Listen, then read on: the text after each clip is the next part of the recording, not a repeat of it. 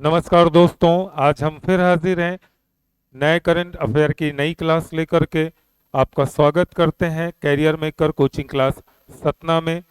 आपका सहयोग हमें मिल रहा है, इसके लिए हम आपको फिर से धन्यवाद देते हैं। चलिए, आपका समय न लेते हुए आज की करंट अफेयर की क्लास शुरू करते हैं। सबसे पहले कल या पिछले वीडियो में पूछे गए प्रश्न के बारे में जानते हैं, और जिसका आंसर आपको कमेंट्स बॉक्स में करने को हम कहते हैं। आप करते हैं, आपने किया है, सभी के आंसर सही हैं, हम धन्यवाद देते हैं। चलिए शुरू करते हैं और देखते हैं कि हमारा कल का प्रश्न क्या था। हमारा कल का प्रश्न था ओडीएफ प्लस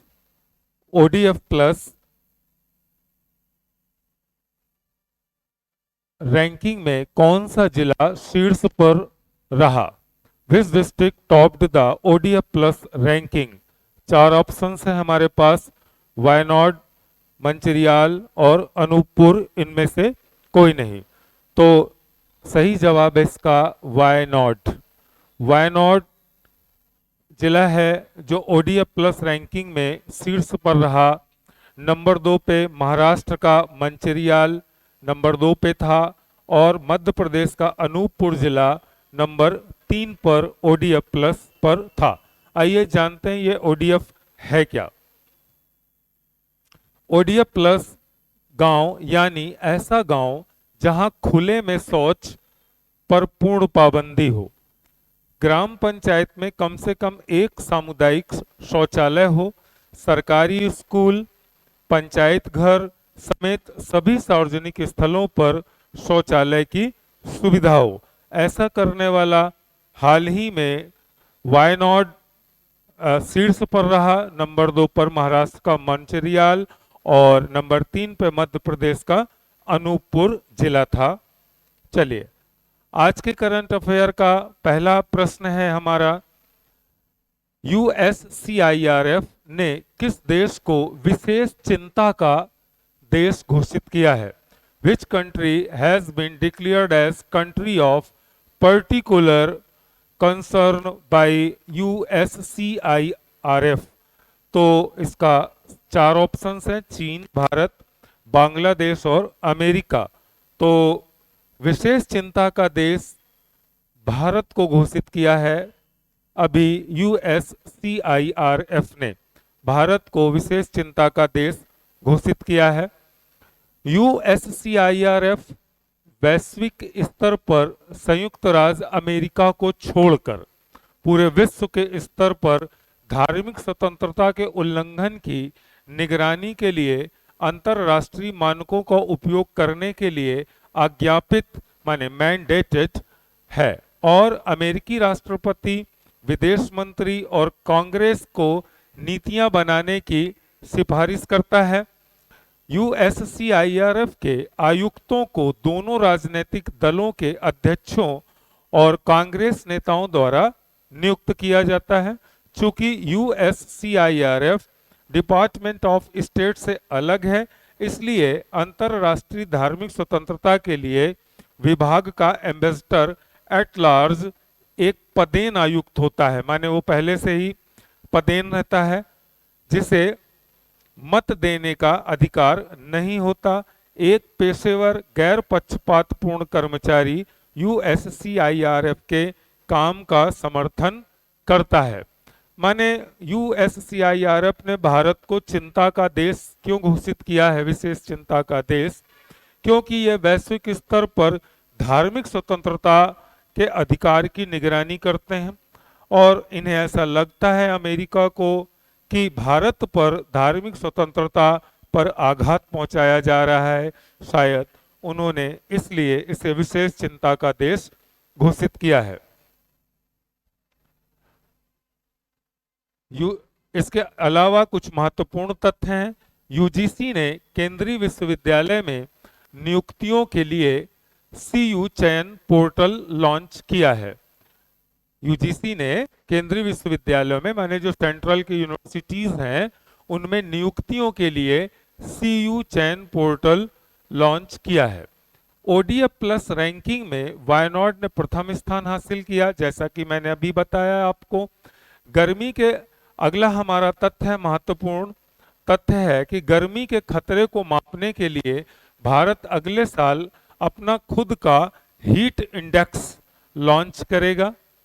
4 मई को अंतर्राष्ट्रीय अग्निशमन दिवस मनाया गया और उज्बेकिस्तान में संविधान संशोधन के लिए जनमत संग्रह किया गया। ये अलग से कुछ महत्वपूर्ण तथ्य हैं।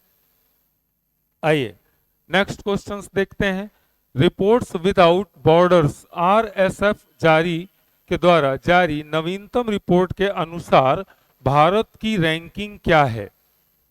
तो what is the rank of India as per the latest report released by reporters without border RSF? तो भारत की रैंकिंग 161 है। 180 रैंक में भारत 161वें नंबर पर आता है।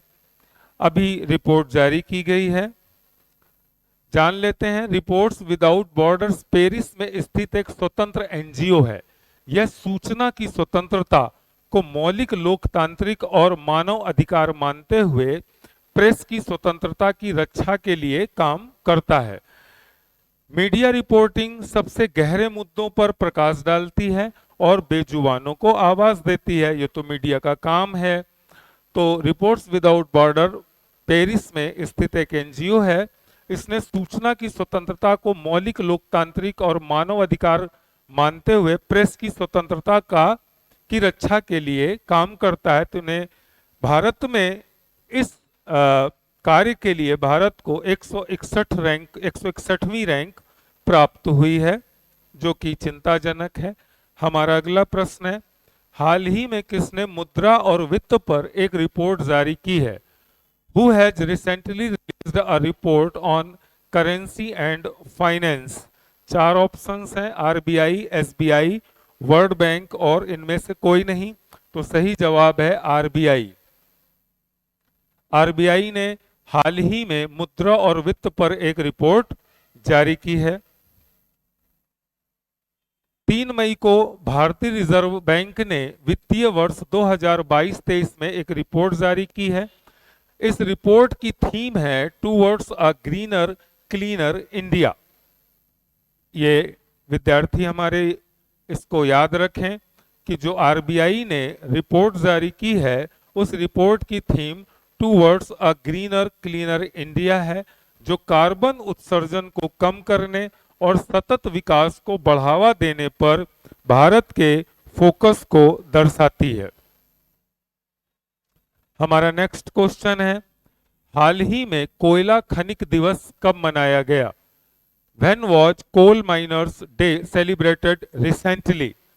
तो 4 ऑप्शंस हैं, 1 मई, 2 मई, 3 मई, 4 मई। तो सही जवाब है इसका 4 मई। 4 मई को कोयला खनिक दिवस मनाया गया।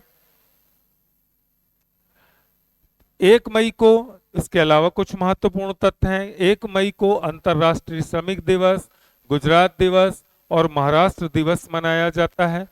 2 मई को विश्व टूना दिवस, ट्यूना एक मछली है, उसके लिए दिवस मनाया जाता है। विश्व अस्थमा दिवस भी मनाया जाता है। 4 मई को कोयला खनिक दिवस के अलावा विश्व प्रेस स्वतंत्रता दिवस और विश्व अग्निशामक दिवस भी मनाया जाता है।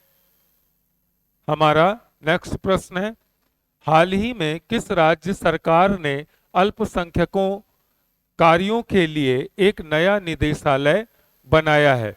Which state government has recently created a new directorate for minority affairs? 4 options हैं, मध्य प्रदेश, राजस्थान, नागालैंड, हिमाचल प्रदेश। तो इसका सही आंसर है, सही जवाब है नागालैंड। नागालैंड ने हाल ही में अल्पसंख्यकों कार्यों के लिए एक नया निदेशालय बनाया है। आइए नागालैंड के बारे में कुछ जानते हैं। उसके पहले एक प्रश्न हम ले लें कि रिजर्व बैंक का नया अध्यक्ष किस भारतीय मूल व्यक्ति को, मतलब रिजर्व बैंक के जो आगामी अध्यक्ष हैं वो किस भारतीय मूल के व्यक्ति को बनाया जाएगा? किस भारतीय मूल के मतलब भारतीय मूल के किस व्यक्ति को बनाया जाएगा? चार ऑप्शंस हैं, अजय बंगा, एम एन नंद कुमार, ए माधव राव, इनमें से कोई नहीं। तो सही जवाब है अजय बंगा। अजय बंगा इसका सही जवाब है, जो रिजर्व बैंक के अध्यक्ष बनाए जाएंगे। कार्यकाल इनका जून से प्रारंभ होगा। ये भारतीय मूल के हैं। यह हैं मिस्टर अजय बंगा, जो आगामी वर्ल्ड बैंक के आगामी अध्यक्ष होंगे। चलिए, नागालैंड के बारे में हमने कहा था कि कुछ तथ्य जान लेंगे। तो ला गणेशन नागालैंड के 21वें राज्यपाल के रूप में शपथ ली है। ला गणेशन ने सुल्लू तोनी नागालैंड कैबिनेट का नेतृत्व करने वाली पहली महिला बनी है। नागालैंड में अभी ऑरेंज फेस्टिवल मनाया गया है। 23वें हॉर्निबल फेस्टिवल की मेजबानी नागालैंड करेगा और NEVA नेवा कार्यक्रम को लागू करने वाला पहला राज्य नागालैंड बना। चलिए, नेक्स्ट क्वेश्चन है, अरेक्सवी क्या है? What is Arexvy? वैक्सीन है, कंप्यूटर प्रोग्राम है, मेडिकल पिल्स है, या इनमें से कोई नहीं? तो इसका सही जवाब है कि अरेक्सवी एक वैक्सीन है। इसका सही जवाब है अरेक्सवी एक वैक्सीन है। US food and drug administration FDA ने दुनिया के पहले रेस्पिरेटरी सिंस्टियल वायरस वैक्सीन को अरेक्सवी नाम से मंजूरी दी है। ब्रिटिश दवा कंपनी GSK द्वारा निर्मित टीके को संयुक्त राज्य अमेरिका में 60 वर्ष और उससे अधिक आयु के व्यक्तियों के लिए अनुमोदित किया गया है। माने 60 वर्ष के व्यक्ति और उससे अधिक आयु के व्यक्तियों को यह लगाया जाएगा। नेक्स्ट प्रश्न देखते हैं हम, हाल ही में किस संगठन ने एकता एवं श्रद्धांजलि अभियान का आयोजन किया है? Which organization has organized unity and tribute campaign recently? चार ऑप्शन है हमारे पास, BRO, UNO, WHO, इनमें से कोई नहीं। सही जवाब है BRO। BRO ने एकता एवं श्रद्धांजलि अभियान का आयोजन किया है। BRO का फुल फॉर्म है बॉर्डर रोड्स ऑर्गेनाइजेशन, जिसको हिंदी में सीमा सड़क संगठन कहा जाता है। BRO भारत सरकार के अधीन कार्य करने वाला संगठन है, जो देश के सीमावर्ती माने बॉर्डर के जो इलाके हैं में सड़क नेटवर्क बनाने का काम करता है। यह संगठन भारतीय सेना का एक अभिन्न अंग है। भारतीय सेना का एक अभिन्न अंग है, इसे आप याद रखें। BRO भारत सरकार के अधीन काम करता है। यह भारतीय सेना का एक अंग है। यह इसका full form border roads organisation है, जिसे हिंदी में सीमा सड़क संगठन कहा जाता है। BRO का मुख्यालय नई दिल्ली में स्थित है और BRO के महानिदेशक लेफ्टिनेंट जनरल राजीव चौधरी हैं। हमारा अगला प्रश्न है, हाल ही में किस प्रसिद्ध कॉमिक की एक ड्राइंग ने इतिहास की सबसे महंगी कॉमिक बुक आर्ट का रिकॉर्ड बनाया है? A drawing of which famous comic has recently set the record of the most expensive comic book art in history? चार ऑप्शंस हैं, Harry Potter, Popeye, Tom and Jerry और Tintin. तो इसका सही जवाब है टिंटिन। टिंटिन जो कॉमिक कार्टून है, उस किताब ने सबसे एक्सपेंसिव बुक होने का रिकॉर्ड बनाया है। बेल्जियम के कलाकार हेर्ज द्वारा बनाई गई एक टिंटिन ड्राइंग हाल ही में पेरिस, फ्रांस में 2.6 मिलियन या 3.1 मिलियन डॉलर में बेची गई। हमारा नेक्स्ट क्वेश्चन है, हाल ही में किस देश ने ट्रांसजेंडर व्यक्तियों को सैन्य भूमिकाओं में सेवा करने की अनुमति देने के लिए एक आदेश पारित किया है? Which country has recently passed an order to allow transgender persons to serve in military roles? चार ऑप्शंस हैं, सिंगापुर, अमेरिका, न्यूजीलैंड और भारत। तो इसका सही जवाब है अमेरिका। अमेरिका ने ट्रांसजेंडर्स को सेना में सेवा करने का अवसर प्रदान किया है। अमेरिकी राष्ट्रपति जो बाइडेन ने एक कार्यकारी आदेश पर हस्ताक्षर किए जो सभी योग्य अमेरिकियों को देश की सेना में सेवा करने की अनुमति देता है। पूर्व राष्ट्रपति बराक ओबामा ने ट्रांसजेंडर लोगों को सेना में सेवा करने की अनुमति दी थी, जबकि जो बाइडेन के पूर्व के राष्ट्रपति डोनाल्ड ट्रंप ने इस प्रक्रिया पर रोक लगा दी थी। चलिए, आज का क्वेश्चन है आपके लिए और इसका जवाब हम आपसे निवेदन करते हैं कमेंट्स बॉक्स में लिखने को, और आप लिखते हैं उसके लिए हम धन्यवाद देते हैं कि कौन सा देश हिमालयी गुलाबी नमक को भौगोलिक संकेत के रूप में पंजीकृत करेगा। भौगोलिक संकेत माने GI tag. Which country will registered Himalayan pink salt as a geographical indication GI? चार ऑप्शंस हैं, भारत, पाकिस्तान, नेपाल, बांग्लादेश। तो सही जवाब आपको बताना है भारत है, पाकिस्तान है, नेपाल है कि बांग्लादेश है।